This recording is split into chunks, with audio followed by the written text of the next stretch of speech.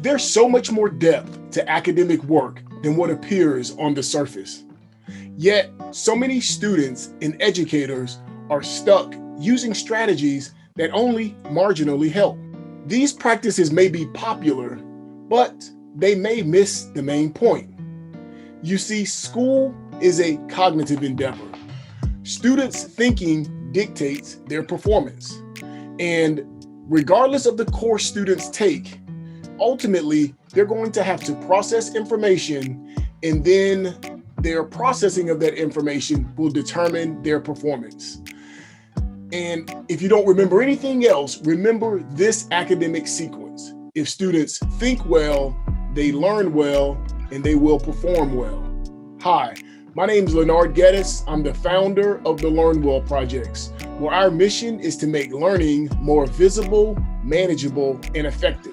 The next two videos in this series will focus on two distinct thinking elements. In this video, I'm going to share the proper thinking perspective to do academic work. And in the next video, I'm going to share the proper thinking practices that make academic work much more productive. Armed with the proper perspective and practices, academic work will become much easier, students will have higher grades, and you'll be surprised, but they'll actually find academic work much more personally rewarding. But remember, if students think well, they learn well, and they'll certainly perform well. But what does thinking well mean? And what does thinking look like, sound like, and feel like? Let's take a little trip inside your head to reveal the answers to this question. So let's go to the animation lab, and I'll see you on the other side. I have a question for you. If you received 20,000 pairs of brand new shoes and decided to open a shoe store, how would you organize the shoes in your store? Your answer to this question will determine if you possess the requisite thinking perspective to thrive in challenging college courses. And if your answer is what I think it is, then you should excel in every course you take. So, how would you organize your shoe store? You'd arrange your shoes by style, size, season, gender, brand, price, and so forth. You would develop a categorization system for organizing your shoes. The reason why you would develop this organizing system is the key point of this video. You would develop this system because you know that trying to store all of the information about the shoes in your mind is impossible. In trying to find each pair of shoes upon individual customers' request is untenable. This kind of thinking is called RAM, Random Access Memory. It's where you store lots of information in your mind in the hopes that an external prompt will evoke the appropriate information from your mind. It's the same type of mental matching game many students have played all throughout high school. Let's listen to a college educator expressing her observations of students playing the mental matching game during an online training session. I think right now, a lot of the students that come in and talk to me that are struggling, I think they have kind of that hope so land type of area where they're like, well, I did everything I was supposed to do. I thought I did what I need to do, but they're not really reaching to what they need to or understanding what they need to study. Because when high school, every single teacher that I've worked with in high school gives them a study guide. They study exactly what's on that study guide and they get an A on the test. Mm-hmm. So it's trying to transition those students from, I don't have this study guide where it tells me everything I need to know. How do I get that information? What information do I need to be actually focused on? Great point. RAM works when students are storing small volumes of information for short periods of time. So if students are being tested in close proximity, as is the case for many students in high school, then RAM works. However, when the volume of information drastically increases and the tests are fewer and farther apart, as is typical in college, students must upgrade their way of thinking. They must switch from RAM to a SAT model. SAT stands for Sequential Access Thinking. Using this way of thinking, students categorize information into chunks and then use processes to efficiently and reliably retrieve information when needed. It works similar to your shoe store.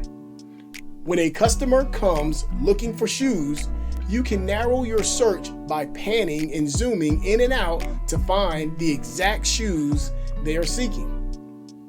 If a customer is seeking boots, then you automatically disregard all non-boot shoes. You then ask a series of questions such as, are these indoor or outdoor boots? Are they work boots or dress boots? Do you prefer a specific brand? What price range, color, and so forth are you interested in? The key point is that because you have done the pre-work of organizing and categorizing, your mind is free to function as it should. So as students, you can use your natural built-in sequential access thinking framework to excel in your academic courses. The best part is that you are likely currently using this method of thinking in other areas of your life. So, here are 3 tips you can follow to activate this way of thinking in your academic work. Tip 1, discover. Identify a non-academic area in which you currently use sequential access thinking. By exploring your own existing SAT applications, you activate the self-referral effect, which will help you capture and transfer these skills to your academic world. Tip number 2, categorize. Use the course outcomes and themes contained on your course syllabus to develop your categories. For example, if your syllabus looks like this, then these should be your categories. When you study through the prism of these categories, you will no longer have to hope that the proper responses to questions will magically materialize because you'll be able to efficiently think your way through the test, just like you find shoes in your shoe store. And finally, tip number 3, consolidate. After each class, take about 3 minutes to consolidate all of the information you have been exposed to according to the categories you've created.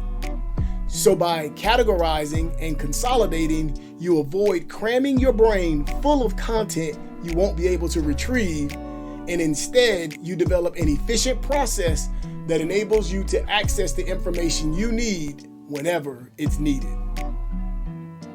Wow, I love how animation amplifies and clarifies academic work. You know, the human brain was made to process information, not store it. And as we enable students to use their minds in accordance with its design, they will excel at academic work. And believe it or not, they'll enjoy it significantly more. You know, as I've worked with students throughout the years, I've developed sort of a knack for being able to predict how students will perform on upcoming tests or tasks. It's not a parlor trick. It's simply based upon research that says that if students don't think well, they won't learn well and they can't perform well. It's just that simple. But now that you have the right perspective on academic work, then join me in the next session when I cover the proper practices that you can use with that perspective. We're going to use the ThinkWell-LearnWell Diagram, a metacognitive tool hanging up on the wall behind me, actually. We're going to use this tool to show how students can think properly and develop sound thinking practices. So if you like this video, go ahead and click the like button. Make sure you leave a comment. Let me know how this video resonates with you, particularly if you're a student. I always enjoy hearing back from our students throughout the country and beyond. And also make sure you subscribe and click that notification button if you can. All right. Thanks. And until next time, remember, if students think well, they learn well, and they will perform well. Thanks.